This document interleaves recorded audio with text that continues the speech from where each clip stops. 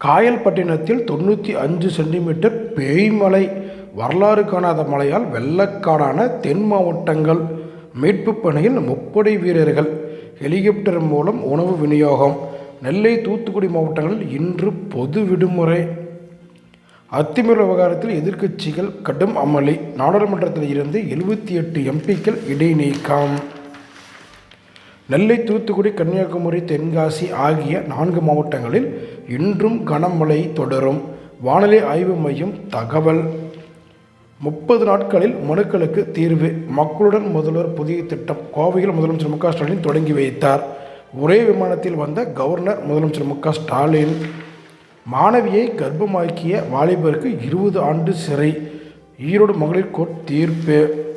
வாரணாசியில் உலகின் மிகப்பெரிய தியான மையம் பிரதமர் மோடி திறந்து வைத்தார்.